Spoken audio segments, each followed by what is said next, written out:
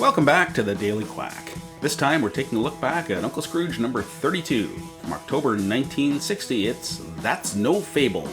The story begins in Scrooge's money bin. As he is tallying up his billions, Grandma Duck is recounting a story she read about the explorer Ponce de Leon and his search for the legendary Fountain of Youth. Scrooge seems to know quite a bit about the story, and when Grandma remarks that such a fantastic story could only be made up, Scrooge contradicts her and tells her that's no fable. The nephews back up his claim, saying that he could have purchased the Fountain of Youth for $40, all while he keeps tabulating his billions. When Grandma asks why he wouldn't buy such a valuable piece of property, he responds that the price was too high, and that's no fable. Since Grandma is going to lose it on Scrooge for his stinginess, the Ducks decide to let her in on the story. It all took place a few months before, when the Ducks were in Florida, where Scrooge was trying to buy some cheap swampland to build new cities. He puts a deposit down on a 40-acre plot of swampland and decides to go check it out. He has until Friday to pay the balance of the remaining $39. While on their way to his plot of land, the Ducks think of what it must have been like for early explorers, and Scrooge ponders naming his city after Ponce de Leon. They arrive at the site of Scrooge's 40 acres, and at the center of it lies a donut-shaped lagoon with a small island with a spring in the middle.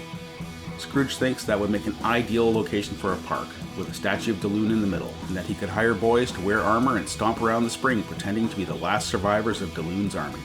Huey thinks someone beat them to it as he spots what he thinks are boys in armor hiding on the island. As the boys disappear from sight, the Ducks decide to investigate. Upon arriving at the island, they discover signs of habitation but no sign of the boys. After taking a sip of water from the spring, Scrooge suddenly feels rejuvenated. But before they can depart the island and head back to the real estate office, they discover that Louie has gone missing.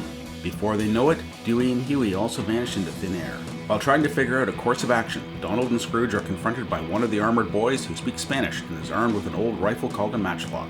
In the ensuing scuffle, the Ducks' inflatable raft is hit by a shot and rendered useless. Scrooge ends up in the cave and fights off the armored boys, and after mentioning that the rifle looks like it came from the time of Ponce de Leon, the soldiers stop and ask him if he knows what has happened to their commander. They proceed to tell the Ducks how they came to be there. The boys were middle-aged men in Ponce de Leon's army. While on a scouting mission, they stumbled across a strange island with a fountain on it. After wading through the lagoon to the island, they discovered that they were no longer middle-aged men, but very young men. They were now stranded on the island, as they were unable to recross the lagoon due to its de-aging properties. Scrooge realizes how rich he can be by bottling water from the Fountain of Youth, as long as he gets to the real estate office by Friday to pay the balance of the $40 on the swampland. The boys point out that Scrooge is so advanced in years that he'd still be voting age after swimming the lagoon, but he replies that he'd never make it as he's a slow swimmer. He tells Grandma that he knew he would reach the other side as an egg, and that was too high a price to pay for even the Fountain of Youth. After days languishing on the island, suddenly the Ducks notice the water in the lagoon is going down, and they hear the unmistakable sounds of heavy machinery. They are horrified to discover that their rescuer is none other than Jay Slick, the real estate agent. Once Scrooge didn't return to pay his remaining deposit on the land, he decided that he'd build a city himself, and he even got the name idea from Scrooge himself, Ponce de Leonville. And that's no fable. This was a difficult one to write. I know that I had read the story before, but I don't know if I ever read it as a kid. It must have been as an adult. I had no emotional connection to this one, no nostalgic vibes, so this was a bit hard to cover. I have to say this is definitely not one of my favorite Uncle Scrooge stories. It was a neat idea for a story, like what price would you put on eternal youth? It was fun, but it seemed a little similar to Ghost of the Grotto in some ways, like the armored guys kidnapping children and hiding out in a cave in a lagoon. The parts of the story with the Ducks retelling the tale to Grandma felt kind of like Barks didn't have quite enough material to make the story long enough, so he added in that framing device. It is, after all, only 18 pages. The artwork is definitely up to Barks' standards, though, but not really any visual gags in this one. One thing that stood out to me was that the nephews are enjoying a money swim. Is this the only time we ever see anyone other than Scrooge frolicking in the cash? And like some of Barks' stories, history isn't quite the way it was presented in the mid-20th century.